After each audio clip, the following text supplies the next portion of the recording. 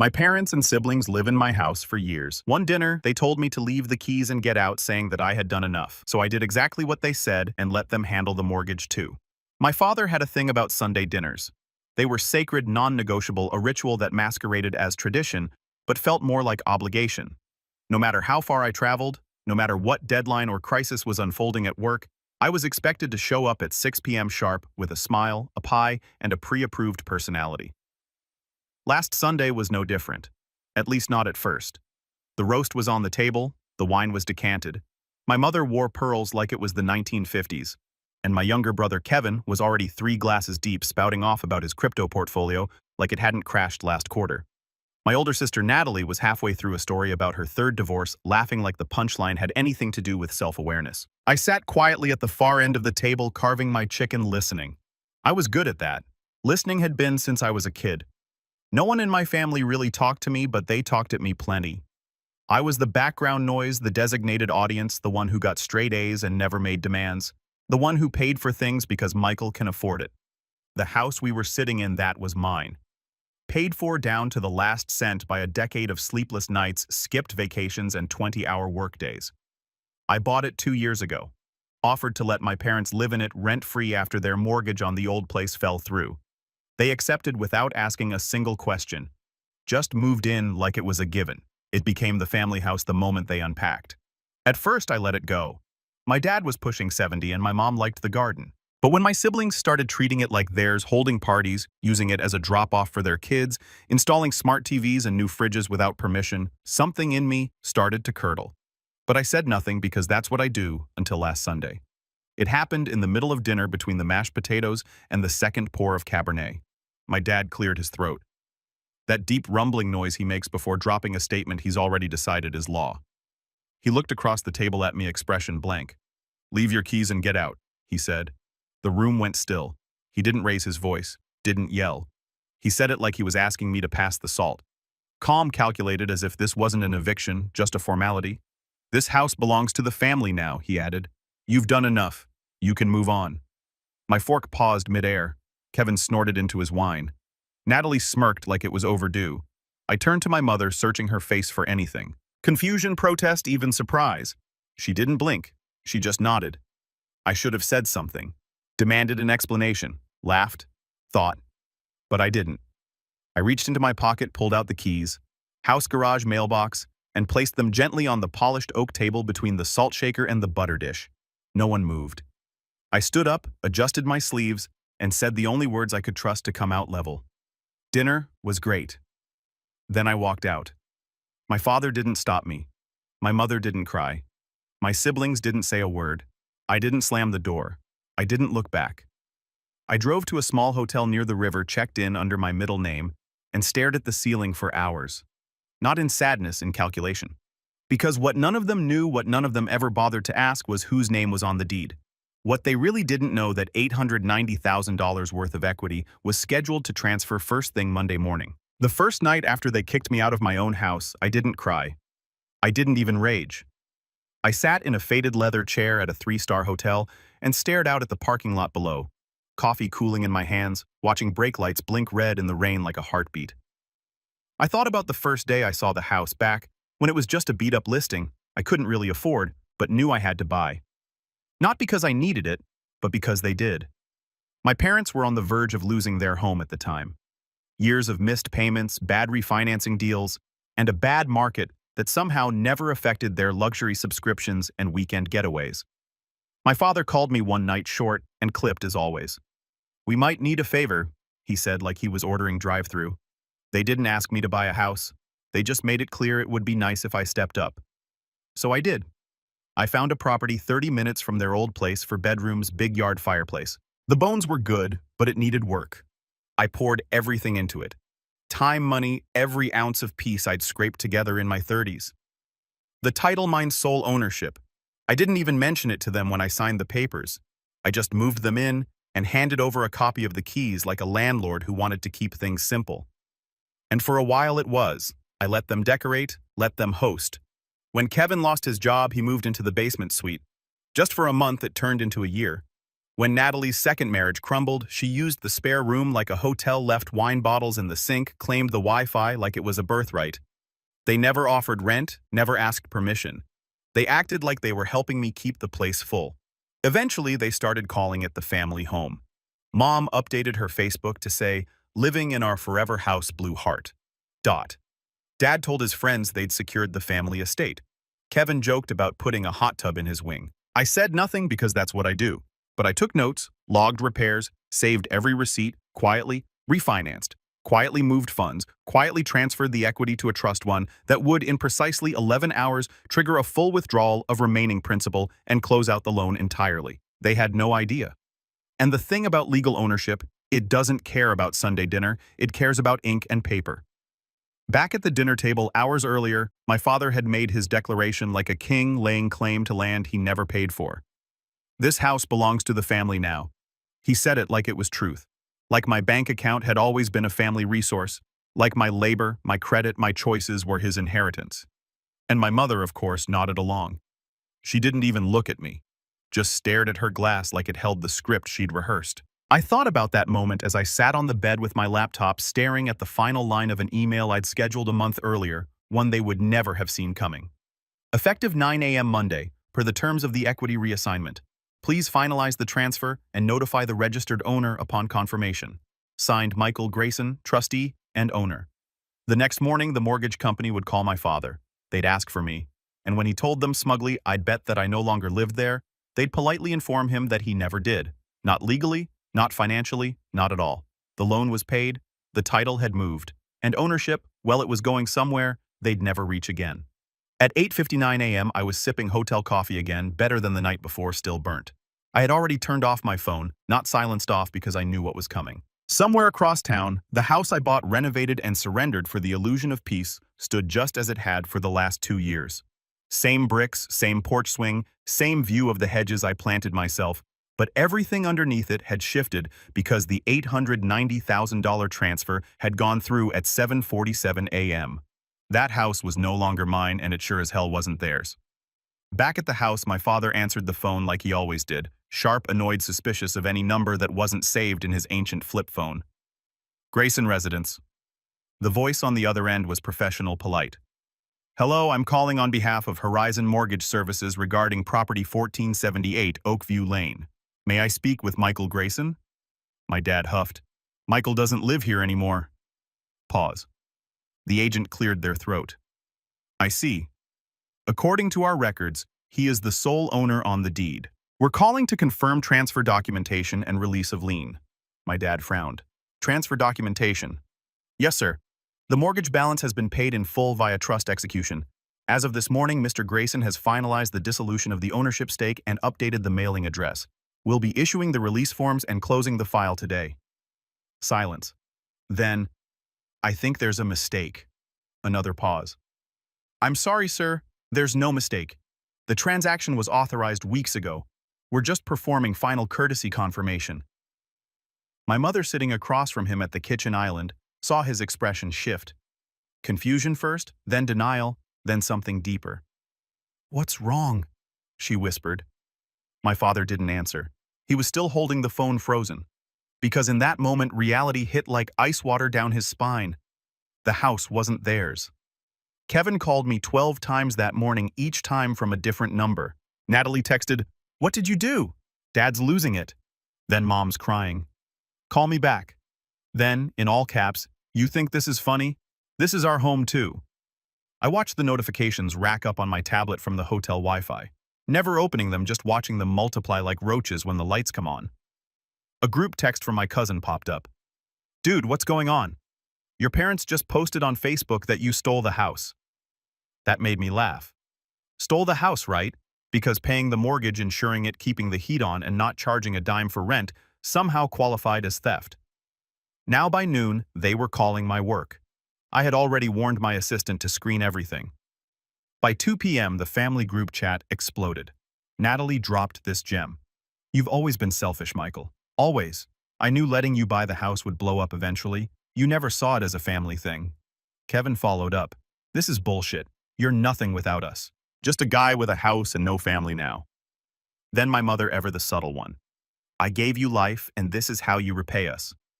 It took all the strength in the world not to reply, but I didn't. I let silence do what words never could. That night, I turned my phone back on just long enough to send one text. Not in the group chat, not to any sibling, just to my father. The deed says what it says. I hit send, then turned the phone off again and booked a flight. By the time I landed in Seattle, I had 47 unread messages and 5 voicemails. Kevin was the first voice I heard when I checked them, slurred, angry, loud. "You're not going to get away with this. You think you can just take the house that was supposed to be ours." Click. The second was from Natalie. "You're such a coward, Michael. Hiding behind paperwork and lawyers. This isn't over. You're not the only one with receipts." She always did love pretending she was in a courtroom drama. Then came the third, my mother. Her voice was cold, brittle. "I don't know who you are anymore. Your father is humiliated. He won't leave the study. Your siblings are devastated. You've broken this family. For what? A house." A pause. "We thought you understood what family meant." I didn't bother listening to the last two. I knew exactly what they said because it was the same thing they'd been saying for years, just dressed in different clothing. Guilt is their native language. I walked through Pike Place with a coffee in one hand and my silence in the other. For the first time in years, I wasn't checking prices or bank balances. I wasn't on call for a broken sink in a house I didn't live in. I wasn't wondering if someone had borrowed my credit card again. And in the quiet, something rose to the surface. Memories, the kind I'd buried for years under politeness and family loyalty. Like the time Kevin crashed my car during a weekend party, and I paid for the repairs and the DUI lawyer just so Dad wouldn't blow a fuse. Or when Natalie maxed out a credit card I let her use for emergencies, buying designer handbags because life was stressful. My mother called it retail therapy. I called it theft. There was the Christmas I covered everyone's gifts and Christmas dinner because Mom said it was a hard year.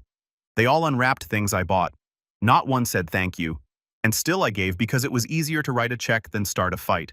Because I was taught that peace was more important than self-respect. Because every time I said no, they called me cold.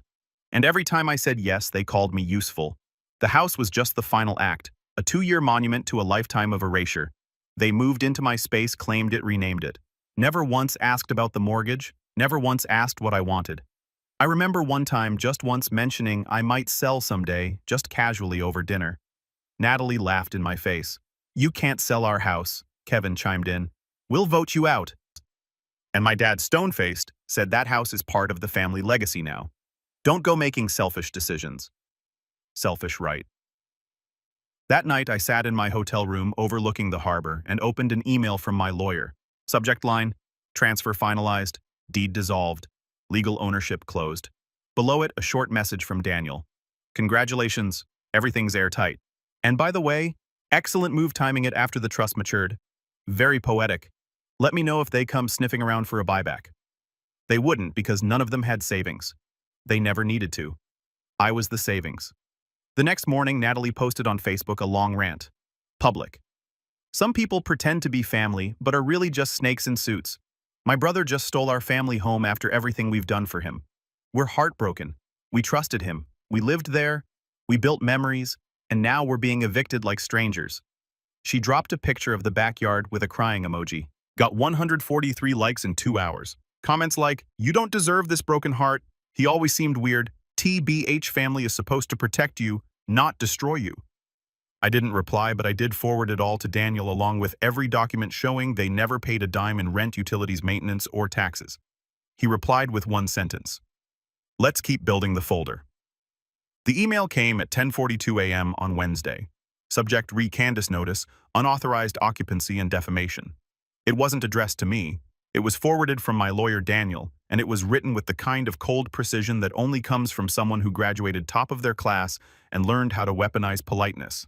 I almost felt bad for them. Almost. 2 hours later, Kevin called again, this time from an unknown number, probably a burner phone or someone else's line. I didn't pick up. He left a voicemail. "Michael, you've lost your damn mind." A lawyer. Really? "You couldn't just talk to us like a man. You think this is over. We're not just going to roll over while you throw us out like garbage." I played it back once, then hit save. An hour later, Natalie sent a text.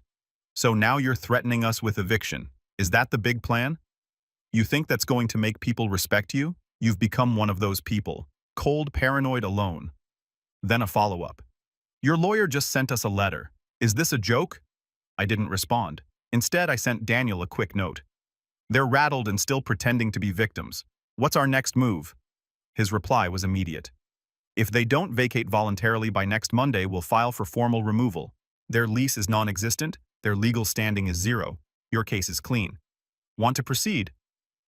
I stared at the message for a long time, then typed one word, proceed. That night, I sat in a rented condo with hardwood floors and no framed photos on the walls and felt something I hadn't felt in years. Stillness. It was strange at first. No TV blaring in the background. No Kevin banging down the basement door at 2 a.m. asking if I had beer. No Natalie sobbing about her latest failed relationship demanding I cook dinner while she recovered. Just silence. It wasn't lonely. It was mine. On Thursday, my mother sent me a handwritten letter. Yes, a physical letter, inside a lavender envelope, sealed with the kind of scented sticker she used on birthday cards when I was a kid. The note read, Dear Michael, I don't recognize who you've become. This coldness, the threats, the silence. It's not the boy I raised. You are hurting your family. Your father is devastated. Kevin can't sleep. Natalie is crying every night. Is this really worth it? We thought we raised a giver. Please reconsider before you do something you'll regret for the rest of your life. Love, Mom. No apology, no ownership, just manipulation coded in nostalgia. I slid the letter into the same folder as the rest of the evidence. It was getting thick now, printouts of unpaid bills, screenshots of texts, the photo of the Facebook post claiming I stole the house with comments from people I hadn't seen since high school calling me a disgrace. Daniel was compiling everything. Not for court, not yet, but just in case. Because people like my family, they don't stop when you ask nicely. They stop when they hit a wall they can't climb. Friday morning, I received one last message. This time from Kevin again. You win, man. Congrats. You broke the family. Hope your new house makes you real happy. Don't bother showing up to Dad's 70th. I read it once then, once more, and for the first time since that Sunday dinner, I smiled because for the first time in my life, I wasn't the quiet one. I was the one they couldn't control. It was Monday morning when the papers were served. Daniel sent me a picture, 3 printed notices taped neatly to the front door of 1478 Oakview Lane. One for each of them, Kevin, Natalie, and my parents. The heading was blunt. Notice to vacate non-tenant occupants. Beneath it, per legal statute 478.3-1 and under advice of counsel, you are hereby instructed to vacate the property within 5 business days or face legal removal procedures. No sugar, no compromise, just the law. Kevin texted me first. This is serious now, we're getting kicked out. You really filed this? I didn't respond. Natalie followed. Don't do this. We don't have anywhere to go. You want to throw your family into the street? Again, no reply. Then the inevitable happened. My mother called. I let it ring 4 times before pressing accept. Her voice was thin, frantic. Michael, sweetheart, please let's talk. Your father isn't well. This is going too far. I didn't speak. We raised you better than this. She continued, you're not a cruel person. You're just hurt. But hurting us back won't heal you. She paused, waiting for a reply. I gave her 5 seconds of silence before I said, I gave you years. You took everything. Now I'm taking it back. But this is your family. No, I said. It's not. Not anymore. And I hung up. By Tuesday, the desperation turned theatrical. Natalie posted another Facebook status. Karma hits hard.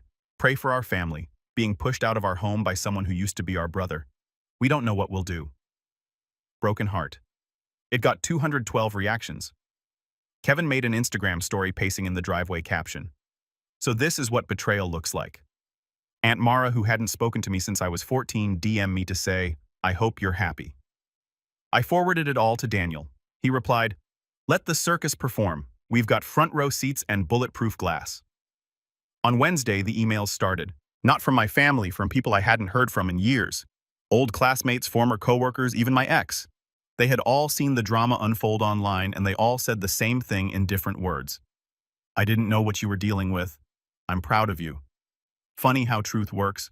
Loud when it's whispered, silent when it's shouted. Thursday afternoon, I drove past the house. Didn't stop, didn't roll down the window, but I saw the chaos through the windshield. Boxes stacked unevenly, Kevin's truck open and half full, Natalie on the porch pacing with her phone. My mother sitting in a folding chair looking hollow. My father wasn't outside. Good, because if he had been, I might have pulled over and I wasn't in the mood for last words. Friday, Daniel sent me a final update. As of 4:37 p.m., property is legally vacated. No damages reported, keys returned, lock changed. Just like that, it was over. I spent that night alone in my new apartment a few cities away. High floor, clean counters, no ghosts in the walls. I made dinner for one, ate in silence, poured a glass of wine, and opened my laptop. I didn't check social media, didn't call anyone. Instead, I wrote a simple email draft to myself. 1 year from now, you'll be even further. You chose peace. Never go back. And hit save. The message came on a Sunday, fitting really from my father's number. Simple. Let's talk. One last dinner, just you and me, no speeches, no tricks, no punctuation, just like him. I didn't reply immediately. I let it sit for a day like a cold cup of coffee on the counter. Then, curiosity got the better of me. Or maybe it wasn't curiosity. Maybe I just wanted to look him in the eye when I told him the truth. We met at a steakhouse he used to rave about, the kind with cloth napkins and waiters who call you sir even when you're wearing a hoodie. He was already seated when I arrived, wearing that old navy blazer he used to save for important things, like he thought this was a negotiation. I sat across from him without a word. He stared at me like he was trying to find something he'd lost, something that never really existed. I wanted to see you face to face, he said, cutting straight to it. I don't think this is how it had to end. I stayed quiet. Let him talk. You blindsided us. He continued. This wasn't just a house, you know. It was where we... He caught himself swallowed. Where we all lived as a family. I set down my water. Yeah, I said, as a family. One that lived in my house for free without thanks, and then tried to kick me out of it. He looked away. I didn't mean it like that. That night I lost my temper. I raised an eyebrow. You coordinated it, Dad. Everyone was in on it. He didn't deny it, just sighed. Your mother thought if we push you, you'd finally stop acting like everything was yours. It was mine. I know, he said quickly. I know that now. We sat in silence as the waiter approached. Neither of us ordered. My dad fiddled with the silverware. I messed up, he said. It was the closest thing to an apology I'd ever heard from him. But you could have come to us first, talked it through. I laughed low and bitter. I tried for years. You just never listened because you never believed I'd actually do something. He flinched but didn't argue. I'm not here for forgiveness, I continued. I'm not here to fix anything. I just want to make something clear. He looked up, eyes tired. This wasn't revenge. I said this was protection. I let you all take from me for too long. And when I finally said no, you didn't just get upset. You tried to erase me. You tried to remove me from my own life. He opened his mouth to speak, then shut it. Good, because I wasn't finished. I gave you a home. I said, not just walls and a roof. I gave you security and you turned it into leverage. You made it a weapon. You thought because I was quiet I was weak. I leaned forward slightly. I'm not. The silence stretched. Finally, my father nodded once. Maybe it was acceptance. Maybe it was resignation. Maybe it was the first honest thing he'd done in years. He slid his napkin off his lap, set it on the table and stood. You want, he said softly. I shook my head. No, I survived. As he walked away, I realized something strange. I didn't feel angry anymore. Not proud, not vindicated, just free. Like I'd finally stopped dragging a weight I didn't even know I was carrying. And now there was only one thing left to do. 3 months later, I moved into my new home. No drama, no ceremony, just a set of keys, a signature, and a door that only I had the code to. It wasn't as big as the last one. Didn't need to be. No one else would be living here. There were no sibling squatters claiming temporary rooms, no parents deciding which wall needed new paint, no arguments about who left the garage door open or drank the last of the milk. Just quiet. Intentional quiet. My office window faced the trees. My books lined the shelves exactly the way I liked. The fridge was always stocked with what I wanted. And every piece of furniture was chosen by me, not inherited or negotiated. Every inch of it screamed one thing. Mine. I got a voicemail last week. Blocked number. It was my mother. Her voice was low, hoarse. I don't know if you'll even listen to this. We're okay staying with Natalie for now. She's having a hard time. Kevin's looking for a place. A pause. Your father doesn't say much these days, just sits in the garage with his tools. Another pause. I hope you're happy. Click. No apology. Just the usual final jab wrapped in soft tones. I didn't call back, didn't even flinch. Instead, I poured myself a drink, stepped out onto the back deck, and looked up at the stars. It was the same sky I'd grown up under, but now it didn't feel like it was pressing down on me. It felt wide open. A friend came over the next day. He hadn't seen me in over a year. "Dude," he said, stepping inside and looking around, "you built a whole new life." I smiled. "Yeah," I said. "I left quietly, but I built loudly." That phrase stuck with me because that's the thing about people like them. They expect the explosion, the breakdown, the tantrum. What they never expect is silence, legal silence, financial silence, boundary-setting silence. They expect you to scream. They never expect you to walk away and never look back. People still talk. I see the comments sometimes. Old neighbors whispering. Extended relatives choosing sides. Some think I was cold. Some think I was brave. I don't care anymore. Because for once in my life, I'm not carrying everyone else's weight. I'm not proving anything. I'm just living, and that's enough. I placed a small plaque next to the front door of my new place. It doesn't say welcome or my last name. It just says paid in full. Let them read it if they ever come looking. Let them see what peace actually costs.